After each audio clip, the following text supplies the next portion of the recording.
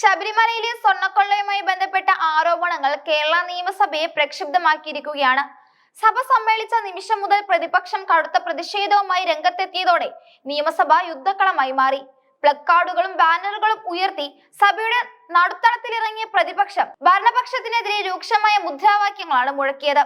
ശബരിമലയിലെ സ്വർണ്ണ കവർച്ചയിൽ ദേവസ്വം മന്ത്രി ഉടനടി രാജിവെക്കണമെന്നായിരുന്നു പ്രതിപക്ഷത്തിന്റെ പ്രധാന ആവശ്യം. പ്രതിപക്ഷ നേതാവ് VD സതീശൻ വിഷയത്തിൽ അതിശക്തമായ നിലപാടാണ് സ്വീകരിച്ചത്.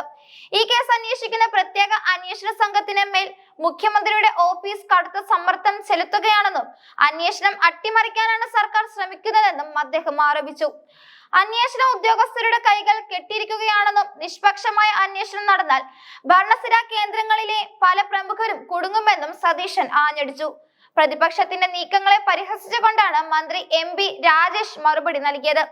ശബരിമല സ്വർണ്ണക്കൊള്ള ഇത്ര വലിയ ഗൗരവമുള്ള വിഷയമാണെങ്കിൽ എന്തുകൊണ്ട് പ്രതിപക്ഷം നിയമസഭയിൽ അടിയന്തര പ്രമേയത്തിന് നോട്ടീസ് നൽകിയില്ല എന്നായിരുന്നു രാജേഷിന്റെ ചോദ്യം. സഭയിൽ ഈ വിഷയം വസ്തുതാപരമായി ചർച്ച ചെയ്യാൻ പ്രതിപക്ഷത്തിന് ഭയമാണെന്നും വെറും തിണ്ണമിടുക്ക് കാണിച്ച് ഒച്ചപ്പാടുണ്ടാക്കാനാണ് അവർ ശ്രമിക്കുന്നതെന്നും മന്ത്രി ആരോപിച്ചു.